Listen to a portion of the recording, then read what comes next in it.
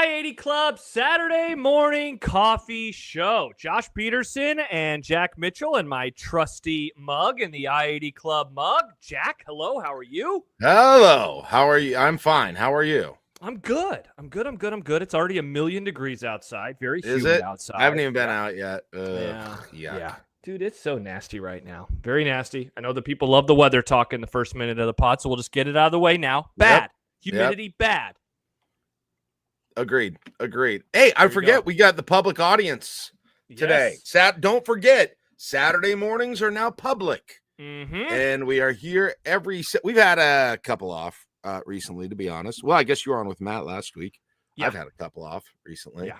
And we'll have next week off. So after that, then we're going to get into a normal rotation. After that, 9:30 every Saturday. This is our signature show, tentpole show, whatever you want to say. But if you're trying to get into the I-80 Club, and kind of get what we're about, this is a great way to start. And so if you're new here, or if you watch this after the fact, make sure and like the YouTube page. We're about to hit 1,100 subscribers on the YouTube page. And so you don't have to pay anything for that if you are interested in joining. So you can get a whole bunch of extra shows. You can get access to the Discord. You can get access to Volleyball State if you want, whatever you want. Check out patreon.com/I-80 Club. The offerings for premium subscribers are more than they've ever been. Yeah, Jack, seriously, we have a bonus episode coming up, a part of our Groin Kick Chronicles series that will release on Tuesday morning for those who want to check it out. Jack and I recorded that the other night, and Jack, it lasted about a half hour, and we probably could have gone for another half hour more. We just had a hard out, and so we were unable to keep that going. So, we got a ton of stuff going on. This season is going to be more than we have ever done before, and that's just what we know about right now. Jack, we have another conversation coming up with somebody over the next week or so that we're hoping can turn into another relationship of ours, which could mean more podcasts as well. So, patreon.com/I-80 Club. We would love to have you for as low as $5 a month. Also coming up next week, Michael Severe is going to join us for a bonus episode, which will also be paywalled. So if you want to hear Jack and Michael duke it out, that they'll be doing so behind the paywall. We haven't announced this guest. Should we announce who our other July guest is going to be, Jack, in 2.5 weeks? Now would be a good time to do it. Sam McEwen finally is going to join us inside of the I-80 Club. Dude, I don't know if I probably have it one or two times and then subbing on for your shows. I don't think I've really ever sat down with him and talked to him. I'm pumped. Or if I have, it's been very little. We have exchanged texts and messages a fair amount over the years, but not really about sports for the most part, usually. He lives in Lincoln, so it's usually kind of about some of that stuff. But yeah, that will be I obviously very rarely sit down with Michael because we can't stand each other. So obviously, both of those two will be kind of unprecedented in some ways, at least for me.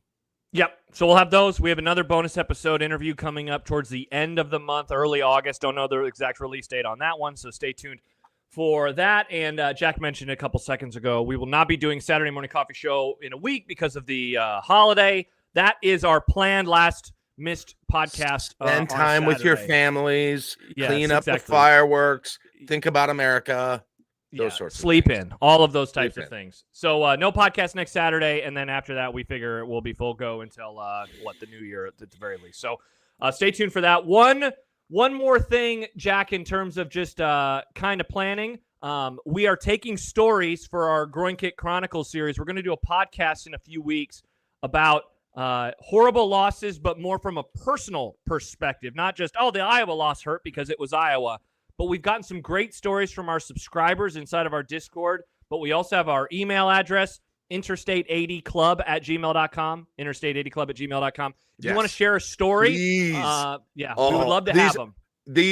Yes, if you've got that story that you always tell when you're drinking with your friends or something about how out of control or how terrible or how embarrassing or just how devastatingly sad an individual game was for you, and it seemed like everything multiplied, or there was something that made the experience even worse, which always seems to happen to me.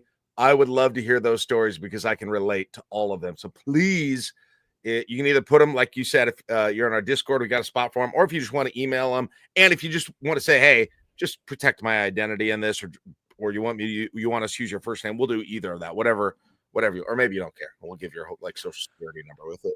Yeah. So share your story and your social security number. We would very much appreciate that. Last 4 on your credit card, and then the 3-digit pin on the backside. One more thing, Jack, and then we can get this thing going.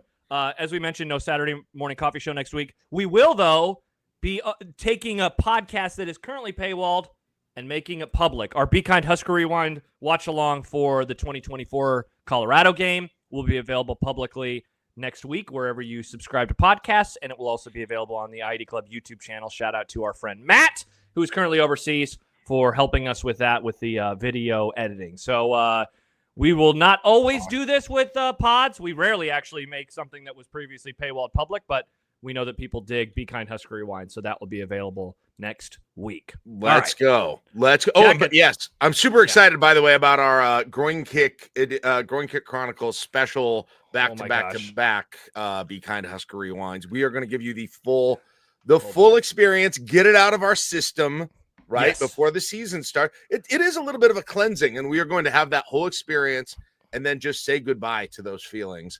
But it'll probably be therapeutic when we do that in August with 3 of the top 20. Is it 3? Are they all? Or maybe they're not all in the top 20. They're all top 20, and I think 2 of them are in the top either 10 or 15. So we have some real pain coming later on this offseason. So we'll do that towards the end of the series. All right.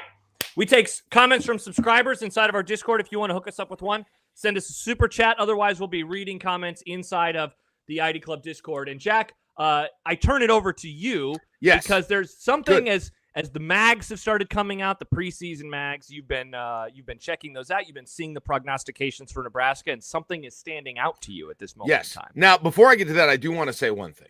Okay. Something changed. Let's see, what night? On Thursday. Something changed on Thursday. Okay. I was getting ready to mow my lawn Thursday night. Okay. And I was trying to think about what podcast to listen to, what I wanted to listen to. I was all caught up on the Groin Kick Chronicles. And so I'm listening to them in real time with you guys. Shout out. Even though I recorded part of them, but I still haven't heard Josh's whole. I mean, every time I listen to him, I hear Josh's thing for the first time.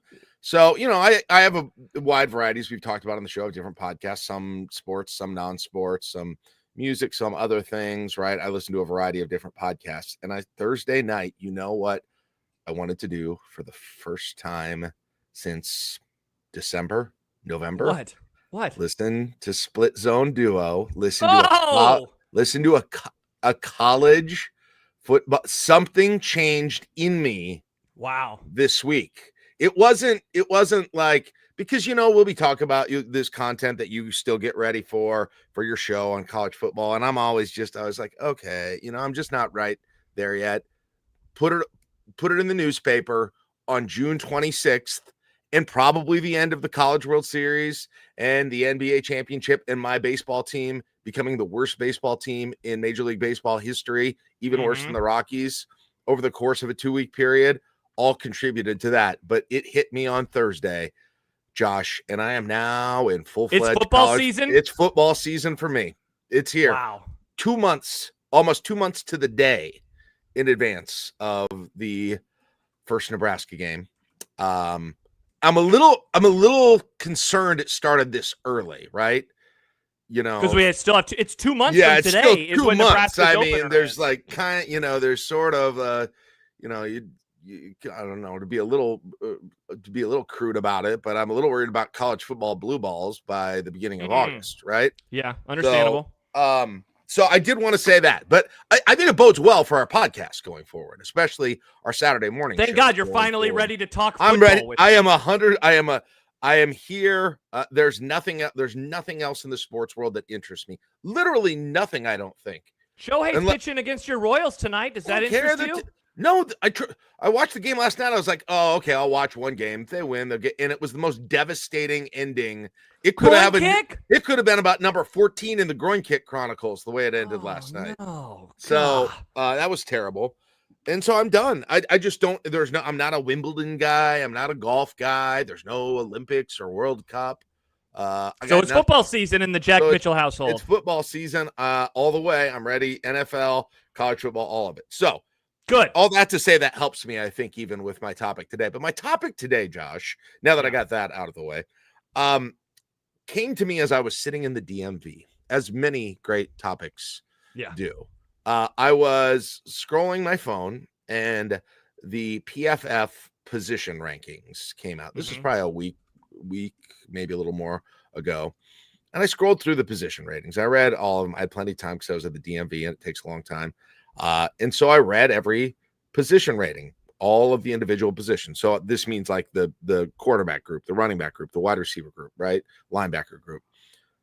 And I wasn't necessarily surprised, but I noted that Nebraska, they did a top 10 and like an honorable mention for everyone.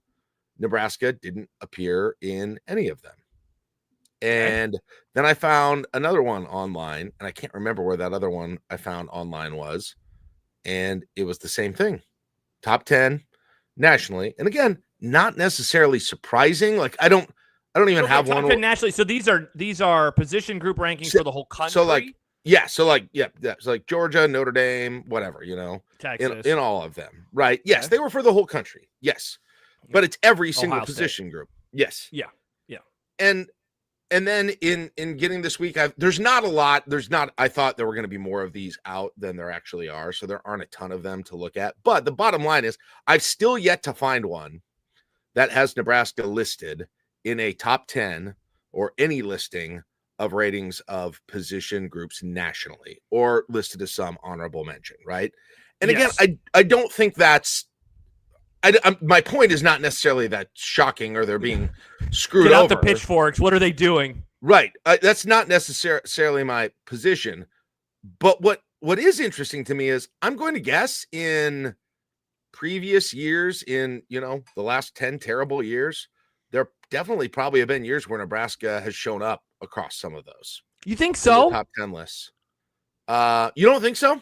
No, and look, like I could be wrong. I was trying to do some research on it, and it's really hard research to do because it's hard to find those. Well, let me ask you this, Jack, because we're going through these last 10 years. What position group in the last 10 years, like position group inside of one individual season, would you say that going into the year you were most confident? So just personally, I was confident. Yes. I mean, honestly, probably last year's defensive line would be on a fairly short list. Okay, that's a good call. That group probably would have been inside of a top 10-ish type prediction, right? You would figure. I think so. I would think so. I think there were other ones coming in. Like I'm trying to think of that 2019 season, right? I was just going to say, do you think Adrian Martinez would have been inside of top 10 quarterback lists? And whoever else. Quarterback lists are so weird because it's like, how much do you consider the backup when you're doing a position group, right? Yeah. For quarterbacks. I'm sure they weren't ever in running back. I'm sure they weren't ever in wide receiver. They might have. It probably, I bet they've been mentioned in secondary. I bet they've been mentioned in some before, right? You think so? But my larger point is that regardless of that, it probably isn't all that out of the ordinary. I can agree on that. But I think you would also agree with me that the outlook from the outsiders, right, is more positive this year for Nebraska than it has been for a while. You agree with that? Certainly in the start of the Matt Rule era, I'd say honestly, Jack, it's not like the end of the Frost years were that highly thought of nationally towards the end of the offseason either. So, yeah, this is probably the most ballyhooed, if you will, Husker football team since the 2019 one, at least coming into the season. So I was trying to get some sense of what that would be. It's really hard to go get all the preseason over-unders. That's really what I wanted in terms of wins. But I did get like the ESPN FPI coming into every year. So you have preseason numbers. And SP Plus. I've got all the way back through the entirety of the groin kick era for all of these. Okay. So this year, Nebraska is 25 in ESPN FPI, and they are 34 in SP Plus. Okay. That is the best rating in SP Plus since 2022. They were 32 in SP Plus for 2022. Coming into the season. Yes. They were also 2019, they were 31. 2022, they were 32. 2017, they were 29. 2016, they were 27. 2015, they were 25. Okay. So I think that SP Plus, they are 34 coming into the season. Yeah. The last time they were that high on that was also 2022, where they were 32. But in SP Plus, they were also higher in 2019, 2017, 2016, and 2015. What was the 2019 SP Plus coming into the season? 31. So it's about the same. 31. Okay. Yeah. Interesting. So, okay. So they're basically, Jack, in the similar area that they have been in quite a few seasons, and honestly, some of the more disappointing seasons outside of 2016 in the last decade. Right. But they're on the optimistic side, too, of the last 4 seasons, at least, right? At least since 2022. Yes, at least since that, and maybe since COVID. So I think that's interesting. And in the conference ratings, I averaged up ESPN, FPI, On3, Athlon, SI, and I think there's a couple others in here too. And I averaged these up for the just the average preseason rankings. Nebraska's is about 30 overall on those, kind of between 22 and 34 if you list them all out, okay, on average. If you do that for the entire Big Ten, they would be the 6th highest average rated team in the Big Ten nationally. So Ohio State, Penn State, Oregon, Michigan, USC are all on average rated higher than Nebraska. Everyone else on average is rated lower than Nebraska preseason. And then in terms of the conference ratings, it's the same kind of thing. Nebraska is the consensus, or at least I should say on average, number 6 in the conference ratings. And this again is on a synthesized various sources. Ohio State, Penn State, Oregon, Michigan, USC, Nebraska, then Washington, Wisconsin, Iowa at 9. That's crazy. Minnesota at 10. So anyway, all of that to say is no, it's not like crazy over the top optimism, but I think I've made the case that it's as optimistic going into a season as we've had since the Scott Frost era still had hope. Is that a fair premise to do this? Definitely. Probably 2022. Yeah, and to be fair, to me, I didn't have hope going into that year. And there may be people who would be higher. There are some that say higher than 2022. I would say the optimism around here does seem to be the highest since the second year of Scott Frost, and I think that part of that is backed up in data. Like John and I, we do those weekly or the quarterly poll questions about expectations, and Nebraska is at its most optimistic since we started doing this, and we started doing this ahead of 2021.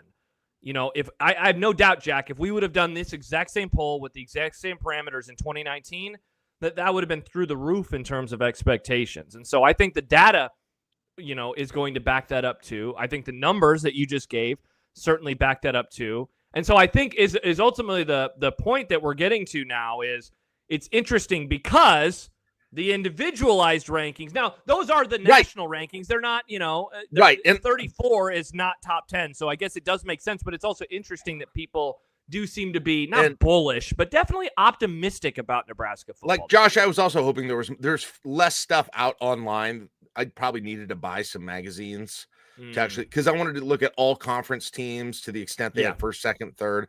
There weren't as many of those out as I thought. And so that put a little bit of a, incomplete to my research, unfortunately. It'll be interesting to track that going forward. But yeah, I did. The other thing I wanted to then track was how many across the sources, how many Nebraska players, if any, were listed on a first, second, or third team all conference list.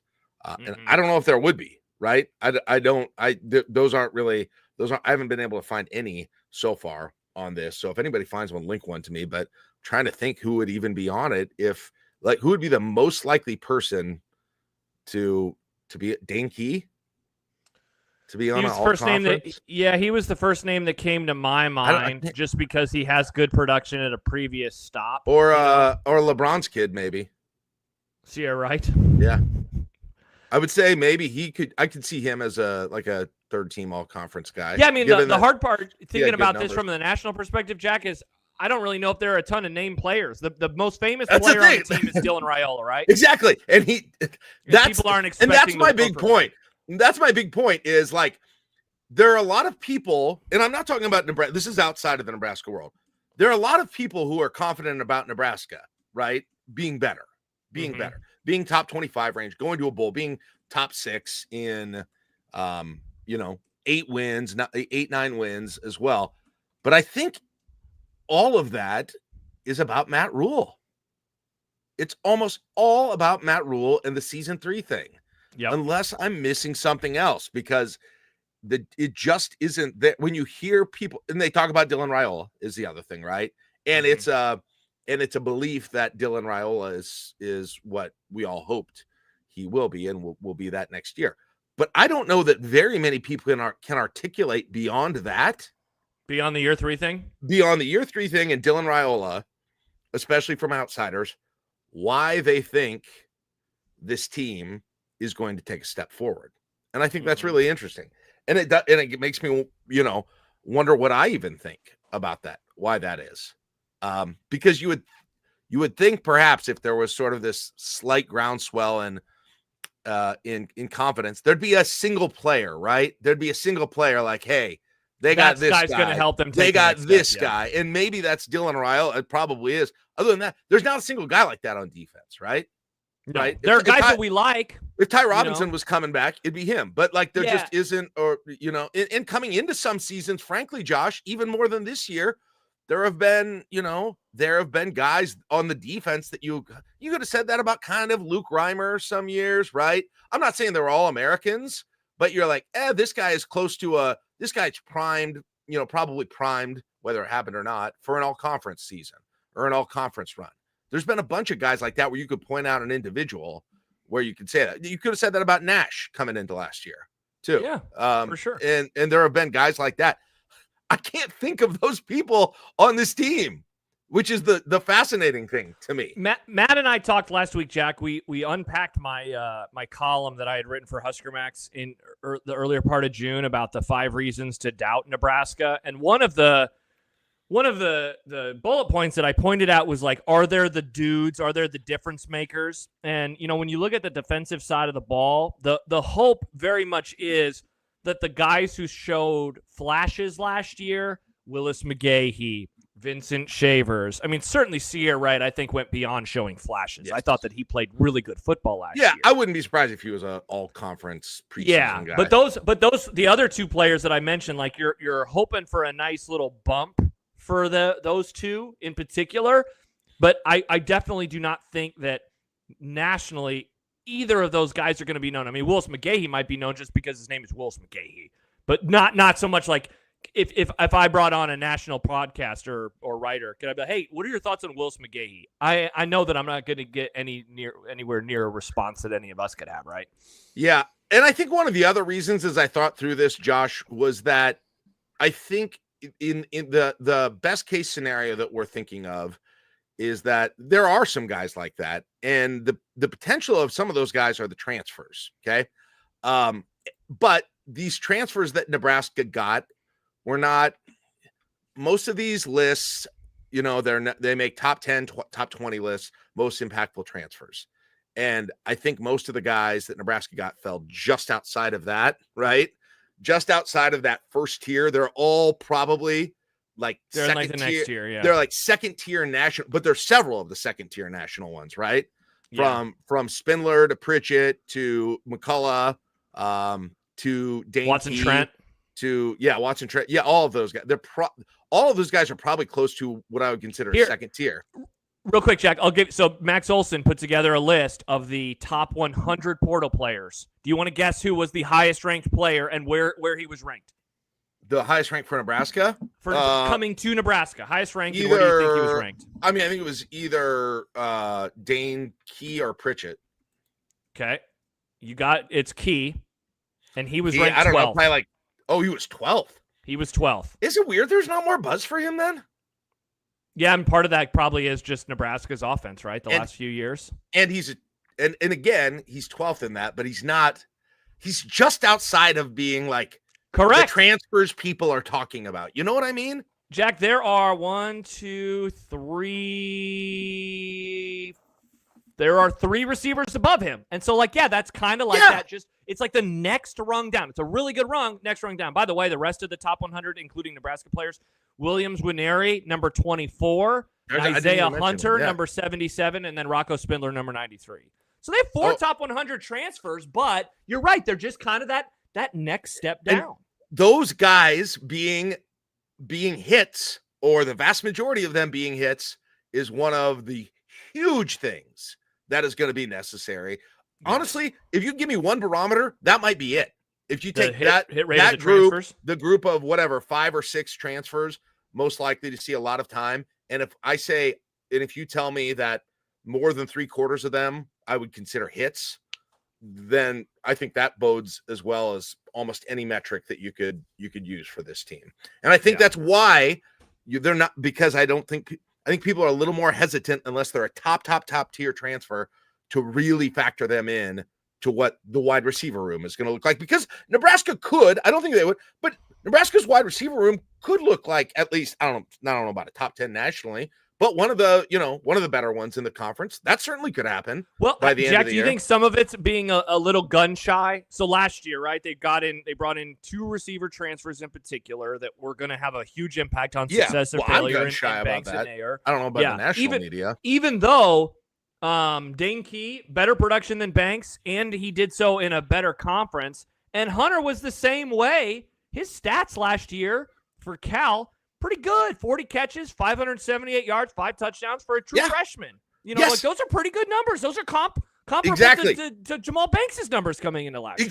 Exactly. And I think you hit on another thing too, and I don't blame, because I'm this way too. There's skepticism about transfers, especially at wide receiver after last year.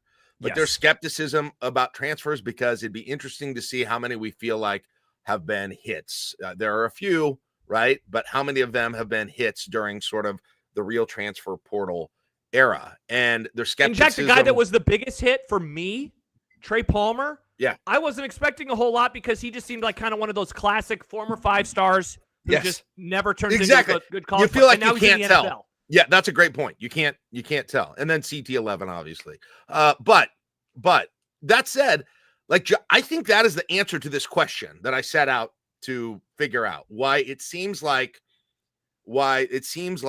generally the pundits and maybe the fans too are higher on the team on average than they've been over the last 10 years, but lower on the players than they've been over the course of the last 10 years.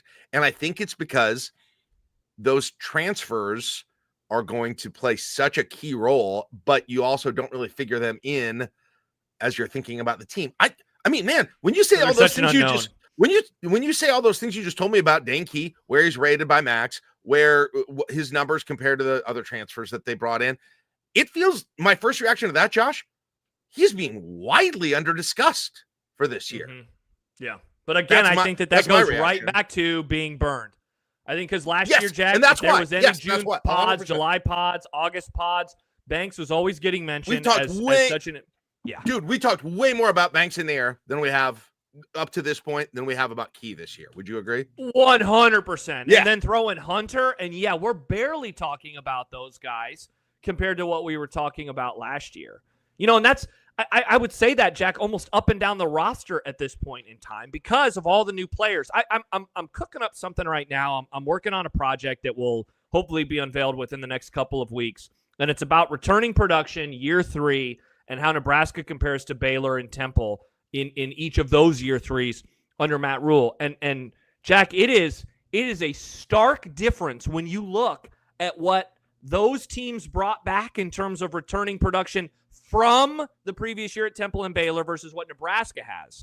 Even though Nebraska has returning college production, right? Like you throw Dane Key's numbers, they just didn't transfer as much then. Yeah, correct. And so let me throw a couple numbers at you real fast. Receiving yards, percentage of receiving yards that returned to Temple in 15, which was year 3, and Baylor in 2019, which was year 3. 66.6% for Temple, 71.5% for Baylor. This year, Nebraska only brings back 31.8% of receiving yards. Now, again, they have Key, they have Hunter, but in terms of raw returning production, they're not bringing back a whole lot. Defense, Jack, it is more of the same. In terms of tackles made by the defensive line at Temple and Baylor, 89%, 51%. Nebraska's only at 35. Linebacker tackles returning, 97, 92, only 29. And so this is a roster. Ultimately, the kind of hypothesis that I'm throwing out right now is, Jack, we just don't know this roster very well. And I know one of the things that you always like talking about is saying people don't want to discuss the actual players. They just want to talk about the coaches. I'll meet you halfway and say, I agree with you. And that's because people don't know these players.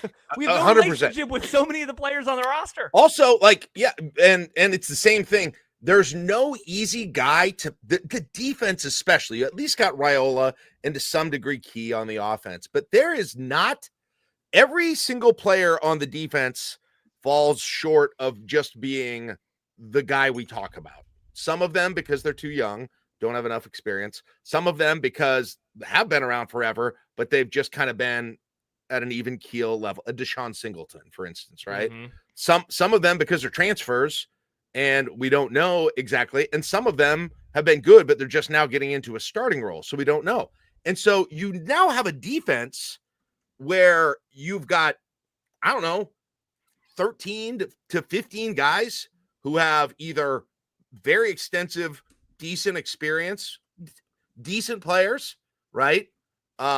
Some good players, but you don't have one, right? You don't have one single one that you're like, that's the guy on the defense, right? Because that's like when we were talking about that. Who would be, there's been a lot of years when Nebraska's had no all Big Ten players, but if you had to rank the top 3 defensive players most likely to be on one of the all Big Ten lists, I think we'd come up with a bunch of different lists on this, in part because we don't know who the transfers are, but in part, even if you threw the transfers out, it's like, Sierra Wright, but one of those linebackers probably, maybe. The Vincent Shavers. McGahee or Shavers, I think I would say. Cam Lenhart.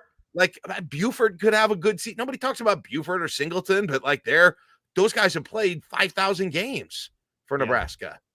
Lenhart, yeah. I mean, Van Cam Poppel, would be my Cam would, Van Poppel? Returning players. Cam would be and those would probably be the obvious names to go to. But they're all kind of the same, Yeah. Matt McMaster is hanging out inside the chat today. McMaster? Thank you, Matt, for listening. He says, Josh, a big factor to what you're talking about is Rule cleaned house at Baylor when he got there and played a ton of young guys. Should he have done that at Nebraska? And you look at the first couple of years. I mean, on defense, Jack, the veteran experience ended up being massive to the success of Nebraska football. I mean, God, Jack, imagine 2 years ago if the defense is nowhere near what it was. Right. Let's say it barely has an improvement after 2022. And so, that was important. The thing that I always wondered about, going all the way back to when Rule was hired, was can you stash young players on the bench for 2 years and then have the expectation that they're going to play in year 3? And I'd say it's like kind of a mixed bag so far. Like, there are players that are back for year 3 that have not really contributed a ton over the last couple of years.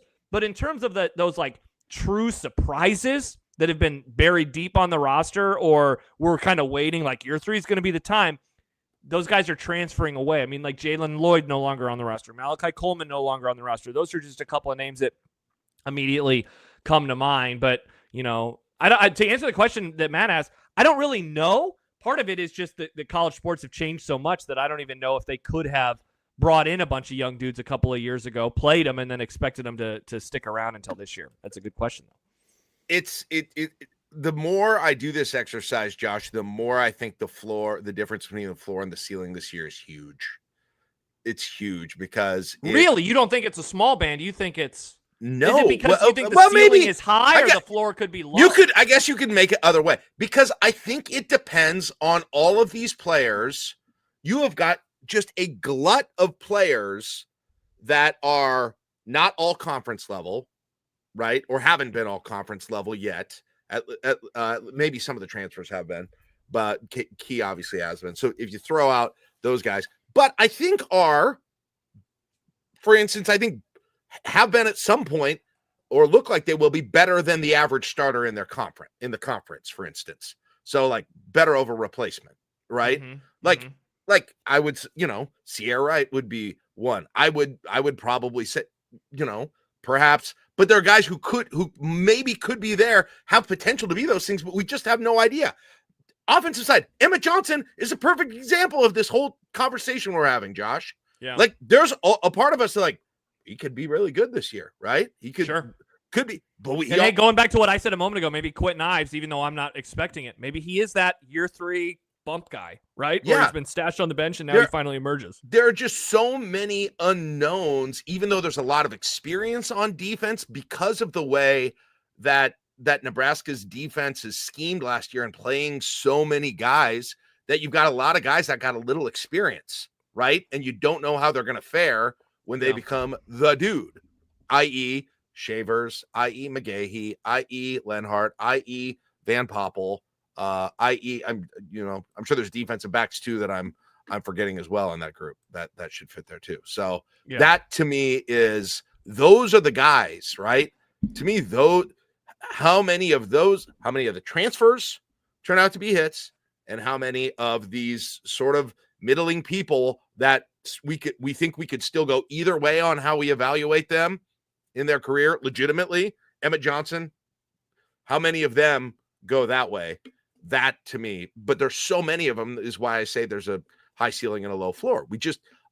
I don't know what players we know what we're going to get from on this team for sure. Probably some of the offensive linemen, Buford and Singleton, Heinrich Carter. I would throw Dane Key. I mean, can we say that Dane Key, we know what he's going to be, or do you just not feel comfortable since it goes back to the Banks thing? Yeah, for sure. That's fair. Yeah, Jack, who's the most important player on the roster? It's Dylan Raiola, and we don't know what he is going to. But we don't know what he's going to be either. I think you're probably right about Dane Key. It's just, I think the Banks thing is made everyone just a little gun their thing. So like, how many dudes do you feel confident you know who they are? Like I said, Buford, Singleton, maybe Sierra Wright now at this point.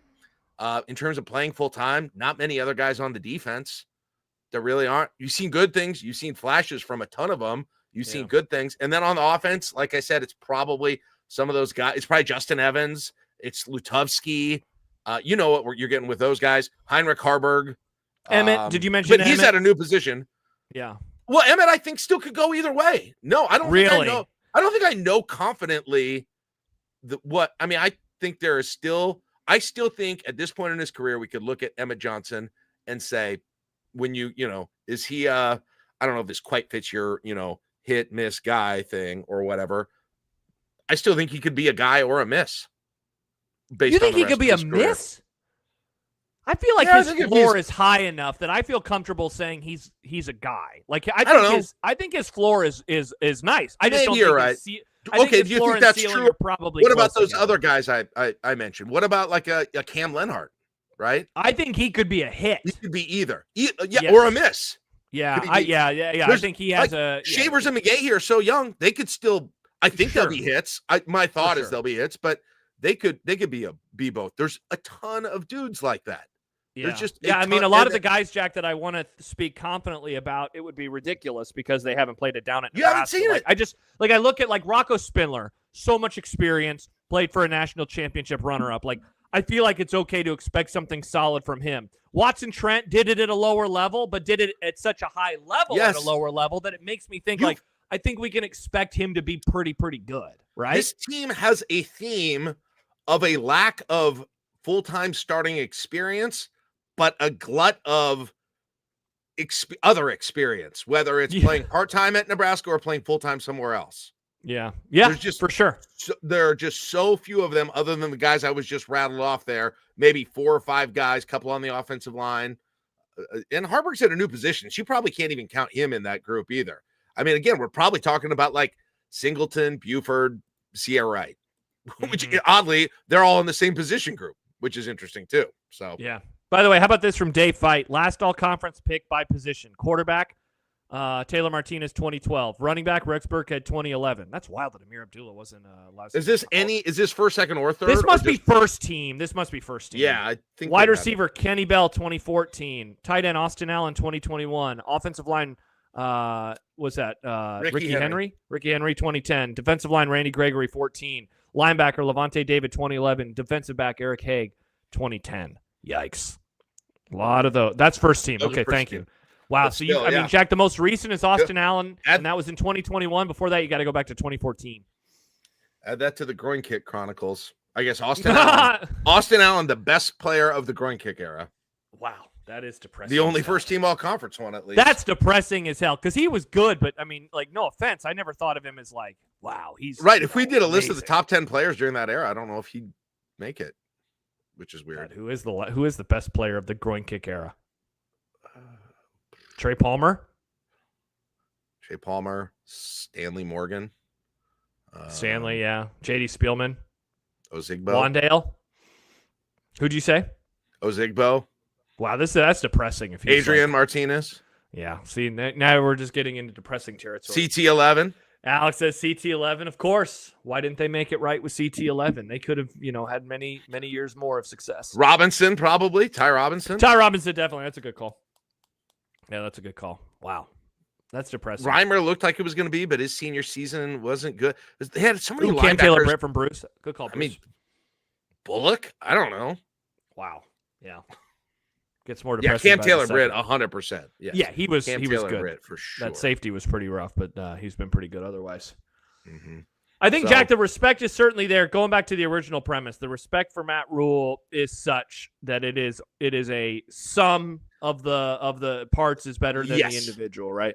Yes, but you're right. The national, the people who predict college football, I'm not talking about the Nebraska fan base, based on this data that I'm looking at, and based on other sort of anecdotal things, they still trust in him, I think, by and large, quite a bit to get this done. Mm-hmm. They do.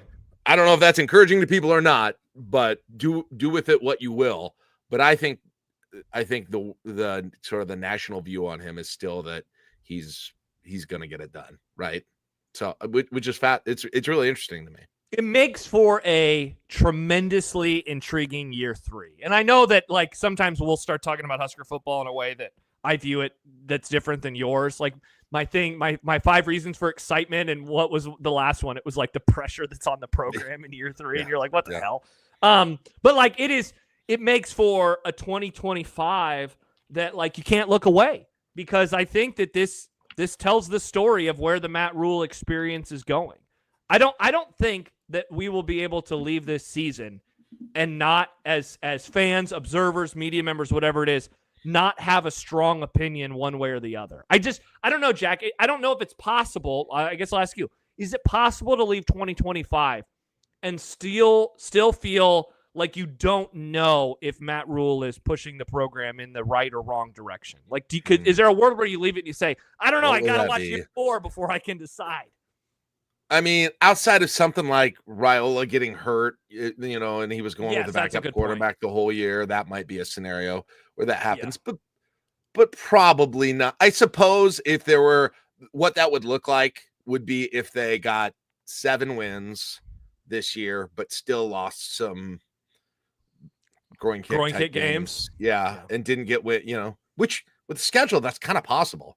Or like lose to teams that not really upset, not really beat any great teams, lose some heartbreakers to teams you really want to beat, those sorts of things. That's probably what leaves you in limbo. But you improve. You do what you did last year. You improve by 1 game. Yeah. Right? That probably 7 in the regular season, I mean, by the way. God, Jack, if they do that again, if we leave the season and we're like, wow, they won some games, but they also got their like you could look at the schedule, Josh. I bet you could look at the schedule and paint that scenario at 7 and 5. Mm-hmm. That would be lost. Yikes. You don't pull off any major upset. You don't pull off any whatever the major upsets would be. You don't pull any of those off. Mm-hmm. Okay. So Michigan, you don't beat. You don't beat USC. You don't beat, and then you lose. You probably lose to Iowa, right? Yeah. Maybe a loss to Wisconsin. They don't play Wisconsin. Or not Minnesota, I mean Minnesota. Oh, I don't know. I don't have the schedule in front of me. I should look at it. You're just naming some ultimate pain right now. You're losing to teams that you absolutely despise. But what I just talked about is you could still do that and go 7 and 5 by beating Cincinnati, Akron, Houston Christian, Michigan State, Maryland, Northwestern, UCLA. Is that 7? Is that 6? Cincy, Akron, Houston Christian, Michigan State, Maryland, Northwestern, UCLA. There you go. Wow. 7. Yeah. 7. You know what's interesting too, Jack? Then your losses, then your losses would be Michigan, Minnesota, Southern Cal, Penn State, Iowa State. That's the scenario you're looking for, Josh. You know what's interesting too, man? And again, going back to the thing that I'm working on. The Temple team that he took over, they went 2-10 in year 1. They had 5 games that were decided by one score. They went 0-5. The next year in year 2, they lost the in one-score games until the finale. They lost all 3 of them, and then they finally won a one-score game in at the end of the season. And then in year 3, while they were not perfect in one-score games, they were starting to win more of them, and it wasn't, well, if it's a one-score game, they're going to lose. And the same thing happened at Baylor. Every one-score game he had in year 1, they lost. Most of the one-score games in year 2, they lost. And then in year 3, again, like they did lose some one-score games, but they also finally started winning a bunch of them. They won multiple overtime games, a double OT game, a triple OT game. I know. And so Jack, can't even imagine. I will weep when they win an overtime. Hell, when they get a first down in an overtime game, I will weep. Right now, he is 3-10 in one-score games at Nebraska, as we all know. They have been horrible in one-score games. And so, if that, like it is previous 2 spots, if that can start flipping into the positive direction, then, that is certainly one of the ways to get over the hump. But it's going to require players either rising to or above our expectations and making plays, getting first downs in overtime, knocking in kicks, et cetera, et cetera, et cetera. Yep. But and not to beat a dead horse, because I know we already talked about this, but the one thing that you will be different from your analysis than the current year is the transfer portal. Correct. And that is the least talked about thing. I keep saying things are least talked about. They probably are talked about, at least thought about thing by me. Let's just say that. There we go. Yeah. I'm not going to critique other people necessarily. At least the thing I don't think about enough in terms of this year, like I said earlier, is that and not just Dane Key, but I mean the entire thing, right? McCullough, Trent Watson, all of those, Key, Isaiah Hunter, Spindler, Pritchett, all those guys that you are getting big hits on because that is going to control a whole lot of whether the season the kicker, the punter, the long snapper. Oh yeah, those guys. Yeah, those guys too. Like as we say constantly, the transfer portal has changed things, right? Mm-hmm. And we should think that way when we evaluate what a season's going to be like, too. Yeah. And you got to be one of the most important qualities in a coach now is not just great recruiting, but great ability to recruit in the transfer portal and assess talent and fit in the transfer portal. And we're going to see if he did that this year. That's more important than certainly has been forever. And I think we need a factor. It's just hard to tell. I just don't know enough about those guys. Jack, Scott says, sorry if this has been asked or said, but is this the most confident you have been in a Nebraska team in a long, long time? No. 2022, I was much more confident. That's I know you crazy. weren't. I know you weren't. That's wild that you were confident that year. Not to relitigate, but that's wild that you were confident that year. It was, I bought in. It was a bit. I bought into the fallacy that they were very unlucky during 2021, that they were very close and had historic luck. And there were a bunch of metrics that showed that too. It was the wins over what they should have or losses over what they should have were bigger than almost any other team in college football history. So, it's like when you have a losing record, but you have a positive point differential, that kind of a thing, which I think they had that year. So that was what I was going into that one. And Adrian was coming back, obviously, right? You thought that he was going to be able to come back. No, not in 22. Healthy. Oh, no, CT11 was coming back in 22. That's right. Yeah. So, I got to make sure I'm getting my years right. Yes, 22. All right. 22 was Casey Thompson, a lot of new coaches. It was the year that Frost got fired after game 3. Okay. Yeah. Where they open against Northwestern in Ireland. They have I was. Yes. I was still at least thinking about it early in the preseason. Now, I don't know where I was by the time we got to the season with what Frost was saying and what was happening. But obviously I was dead wrong on that. But I was fairly positive based on those metrics and what had happened the previous year. Yeah. So you'd say that was the most confident you've been. Well, by the way, By the way, I mean, the metrics, SP Plus agreed with me. FPI agreed with me for what it's worth. Yeah. Well, about being that being the most positive year. Yeah. I mean, we were wrong, but there was reason to believe that according to the metrics, obviously. So if we go with COVID and on 2022, you're most confident. What would be the second team that you were confident in that time? Probably 2019. I mean, everybody was not counting 2019. I'm saying like 2020 and COVID and on. Because I'm trying to figure out where this season falls in the Jack Mitchell confidence index at this moment. Man, it's hard to put yourself in that position. I don't really remember what I was thinking going into 2021. I was probably fairly positive. I'm going to guess I was pretty positive about 2021. I would guess that would be next. But I don't know for sure. And then 2024 is probably behind that, is next after that. So you were more confident going into last year than you are going into this year. Yeah, but I don't know. Probably just because I loved the defense last year. I loved you were all in on the defense. And I love the defense. I love the coordinator. And I was imagining the Dylan Raiola that we were all thinking about at that point. Yes. Yeah. And I was. And isn't that funny now, Jack? That thanks. We were all thinking of. We have seen Dylan. In theory, year 2 should be better. He is a much better play caller. He is, all of the stuff that you want, but we're less confident because we've actually seen him play, and we can't get that middle stretch of the season out of our heads. Right. And because of everything else I just said, right? Where there's not any players I can pick out there are very few that I can pick out that I feel like I can say this guy's legacy is already set in terms of how good of a player that he is. Last year, I thought you came in with Nash Hutmaker. You came in with Ty Robinson. Who is that? You came in with Bullock. Who is that? Right? You came in with, who am I forgetting? Right? And then I thought Banks was that too. I thought a couple of guys on the offensive line might have been that. Maybe not in a positive way, but might have been that. Right? Fedoni, I thought I had obviously thought was going to have a better year than he did. No offense, Thomas. But yeah, you can see why. But you can see why going last year, looking at individual players, and then obviously the Matt Rule bump.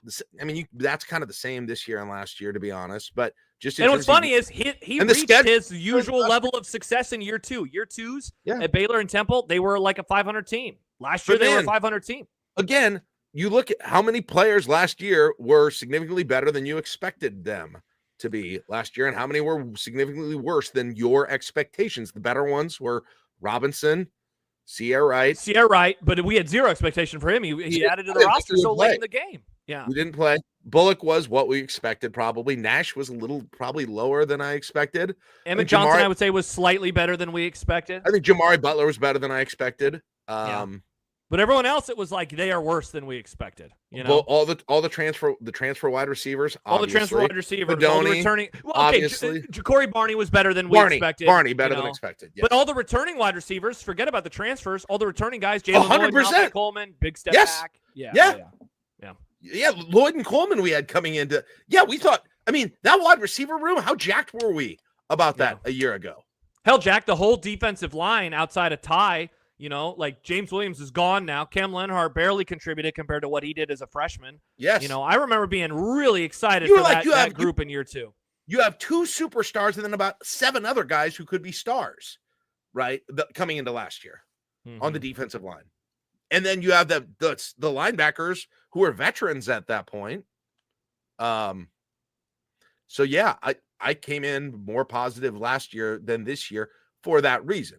Now, I think you need to factor in that Matt Rule has another year, and you would expect that to be better for all the intangibles and tangibles that go along with that. So I probably feel better about that than I did year 2. But in terms of just looking at, and I think the schedule seemed favorable both years, to be honest. And that probably was a positive both years in the way that I've thought about it. So yeah, and as we've talked about multiple times now, like last year's schedule on paper was not as easy as it seemed, because in the first 2 months of the season, before Ohio State, they played Colorado, Illinois, and Indiana. All those teams finished inside of the top 25. None of them began the season inside of the top 25. And Illinois made it to a damn playoff. Right. Or Indiana made it to a playoff. And then I guess if you want to go more into coaching too, right? I don't know about the defensive coordinator this year. I was very confident in the defensive coordinator last year.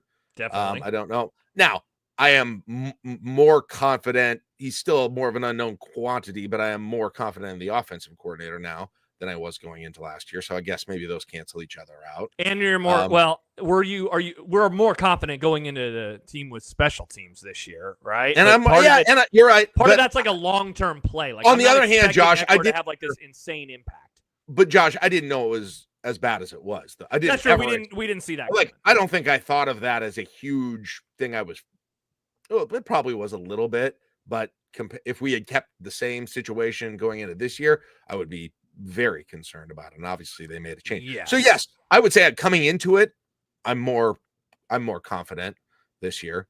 But again, when it comes to the Jimmies and the Joes, significantly less, or at least less sure. It's harder to paint the narrative of what the personnel success looks like to give you. It's probably not that hard. Dylan Raiola has a great year, but especially who breaks out on defense. I mean, on offense, it's pretty easy. Dylan, Emmett Johnson, and Key are stars, right? That's it. That's what you got to have personnel-wise for the offense to really help. And the offensive line takes another step. The offensive line takes a step forward. That's it. I mean, that's a simple formula. Well, you get those 3 hits, and you're feeling pretty good. I don't know how to explain what needs to happen on the defense or who needs to come through on the defense. That's the weird thing. Tackling needs to get back to what it was in 2023 is kind of where I would go first. And I mean, you know, they just had some real big busts last year, Jack. You know, where they third downs. That's still a thing. Third long. Yeah. Third, and you know what? I mean, they just need to. They need to get some splash plays, man. Their sack numbers last year were worse than they were in 2023, even though they had an extra game. They need takeaways. That's shocking that their sack numbers were worse, because it did feel like they had some super disruptive players up front. Yeah. But like I said, Ty Butler and Ty Robinson and Jamari Butler were 2 of the guys that I thought were better than I expected coming in. They were so boom or bust. Like, when they had good games, they got to the quarterback 1,000 times. But then they had a whole lot of games where they didn't. Yeah, D-Lo says need to force turnovers. Again, splash 100%. Plays. Sacks, tackles for loss, turnovers, and then, get off the field on third down. And you know, you're feeling a little bit better. And then the very obvious one that's gone through eras, even if you're solid the entire game, you can't have that one breakdown in crunch time. Correct. Right? Even if we've talked about a million of those at the Groin Kick Chronicles. How many games? Stay tuned. How many games was the defense solid the entire game, and then one final, whether it was a final drive or close to it, a key drive, even if it's one play, see Iowa 2024, right? Mm-hmm. Even if it was one final drive where they ran the ball in a way that they didn't, see Maryland 2023. Okay? Like, those games are always out there where the entire freaking game, the Minnesota game in 2023, right? The entire freaking game, it doesn't look like this. You look at the opposing offense and you're like, yeah, they may move it, but there's no way they're freaking going 70 yards in 2 minutes. That offense just hasn't done it today. They don't have big playability. And then what do you know? All of a sudden in that last minute, they do. So that's another sort of the way you were talking about tackling, causing interception or causing turnovers. I think that's one of those things too. Yeah, just get off the damn field on 3rd and 4th down. And, you know, I mean, if that happens in year 1, Matt Rule and Nebraska not only make a bowl game, but they might pick up 7 or 8 wins. You know, and last year they're a team that instead of going 6-6, maybe they're 8-4. Yeah.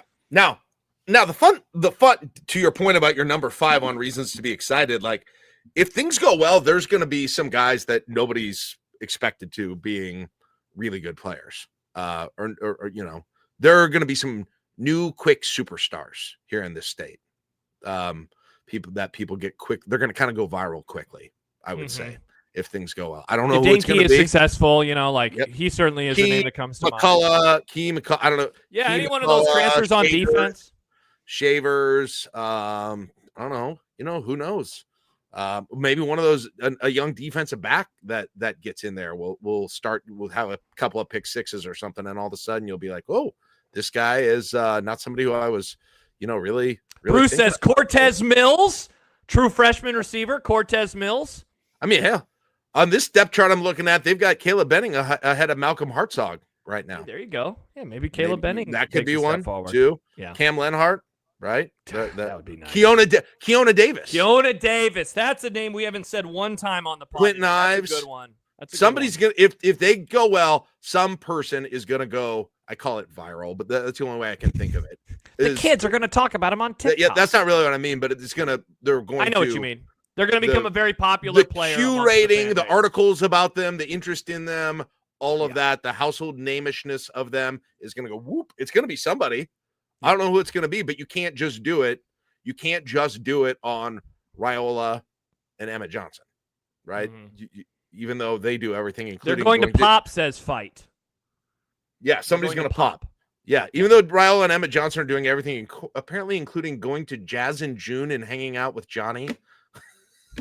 Did you see this? No. Johnny texted me and he was like, "I'm at Jazz in June," which is this thing I did see this. Yes, by the Lead Center on Tuesday nights, and I was like, it's a cool thing, but not really exactly where I expect college students to be hanging out. But look, I'm glad you're into the arts or whatever. And then he was like, I'm not the only one. And he sends a selfie with him and Dylan and Emmett Johnson. I was like, God, those dudes, do they have some kind of a passport that they're getting punched and they get a free meal or something if they go do that everything? Would be awesome. Emmett Johnson. Matt Rule probably has that point system, right? Like you go out into the community, you get something for it. Listen, again, I've given Dylan some crap for some things, but doing that, to be honest, like, I love that. I like going out there, being at the high school basketball games, being at the volleyball games. I hope he's not getting a salary just to do that, which I don't know. But regardless, going to friggin' Jazz in June, not being afraid to be out there. Mm-hmm. I don't know. I do like that about him, and the fact that Emmett has become like, here's him, here's me, here's him, here's me. I like that too. So instead of saying they're roommates this season, we'll be like, Aiden, they went to every event in the offseason together. Like we got to figure out a way to describe that every time we talk about them on the pod. Yes. Again, I think I think Matt Rule gave them like a passport punch card where you have do like chambers of commerce give out or visitors bureaus give out. So usually it involves like breweries or something, but they can't be doing that, And so they're probably at the zoo this morning getting another punch. Oh, I hope not. It's very humid outside. Let's hope that they're not at the zoo. Well, listen, we got to get them in shape. So. Oh, all right. That was fun. 2 months ago. Look at that freaking in-depth ass football talk. Mm-hmm. I told you things shifted, things changed about me. That was some in-depth talk, baby.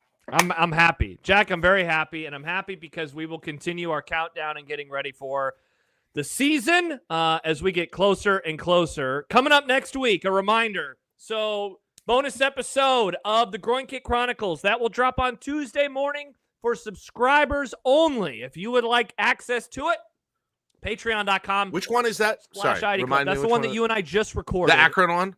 I wasn't going to say it. So, yeah, I guess now. Yeah, we discussed the Akron game. That's all right. We don't want to tell. Yeah, we won't do it. Yeah. We discussed the Akron game and where that would fit in with the Groin Kick Chronicles, given that it is a groin kick all these years. It ended up being a better conversation than I thought it would be even. So, yeah. I thought it was going to be awesome. Jack always doubts my ideas, so I'm happy that he enjoyed it. A lot of bad ideas from Josh, historically. Mark says next pod needs to be about assistant coaches. Excellent idea, Mark. Thank you. We will. People are ready. People are ready. God, they want it Jack, so bad. We could do a ranking 1 to 10 of the assistants. People would love that. There were that many comments during this thing. Like I can scroll up and it's like 15 minutes and like 2 inches, but the thing would just go the whole time if we did assistant coaches. God, not a bad idea. Man, so yeah.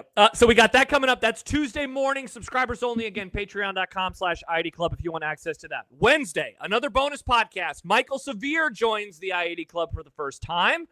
Who knows what the hell we'll talk about with Michael? We could talk about his career. We could talk about Husker football. Hey, are we going to post? Are we going to post the old podcast with him before that? Do you want me to? I can. You want to do that tomorrow? Yeah, I mean, it's kind of going to be irrelevant after we do another one with him to some degree, and it probably maybe provides some context.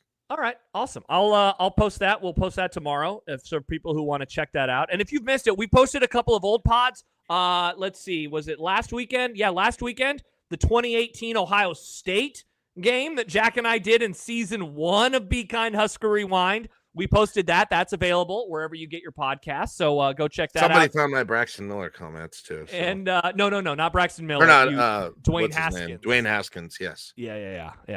I mean, you weren't wrong. He was a bad quarterback. Well, also, we recently posted the interview that Mike Schaefer and I did on the first ever edition of the Jack Mitchell podcast. So go check that out. Yeah, it's a great idea. We'll have the one with Michael going up tomorrow. So we'll do that. Brendan says that Jack's assistant's take is a bit rich. Jack, your thoughts? I don't know what that means. All right. So it's that's what we rich. That's what we have Tuesday. That's what we have Wednesday. Sorry. We also are going to have, don't know the release date, but there will be a new volleyball state pod next week as well from Lincoln and Jeff. So we'll have that going up. And then again, a reminder, no Saturday morning coffee show, but we're going to release from the paywall the Colorado game that Nebraska won last year. And that'll go up on Friday. Happy Independence Day. Here's Nebraska's win over Colorado. And how could we forget, Jack, the Groin Kick Chronicles, episode 3, games 50 to 41 will show up, and that will be next week. And then you and I are going to record. Now we're still not halfway through. We haven't even gotten. We're still on the least bad half, dude. It is the episode that we have 4 episodes left to record because we're breaking the top 10 into 10 through 6 and then 5 through 1. Jack, next week when we start recording, as we get into the top 30, I mean, it's now pain. It's like we're entering ultimate pain time. And there are some games in from 21 to 30 that you're like, what the hell? This is only 22? What the hell is the top 20 going to be like? So we'll have all of that. Patreon.com/IID Club. We would love to have you. This football season is going to be our best yet. We have so many things planned. We have volleyball state. So this volleyball season will be better from the ID Club than we have ever had before. They're going to be doing post-game shows for select matches. Cannot wait. Jack, Yep. Have an excellent weekend. By the way, shout out Vince from Napa. He's in the chat today, in the YouTube chat. I know we don't usually acknowledge the YouTube chat. Wow. To incentivize people, but yes. I just gave shout out to Vince. Yeah, he emailed us. I've heard him on your show. That's why it's cool that he's listening. He's digging the Chronicles. He's very much digging the Chronicles. Thanks, all right. Dude. He's Jack Mitchell. I'm Josh Peterson. This is the ID Club. Thank you so much for joining us on another edition of the Saturday Morning Coffee Show. We'll be back live together with Michael Severe on Wednesday. We'll have a couple of pods going up before then, though, including our first interview with Michael Severe from all the way back in 2019. Chance has also been commenting. Chance. He said the phantom groin kick. Yeah, that's a good way to describe the Akron game, and that will be available on Tuesday morning for subscribers. Well, now we've mentioned 2 out of the 3 chatters there. So there you go. All right. For Jack, I'm Josh. Thanks so much for joining us. We'll talk to you later. Bye-bye.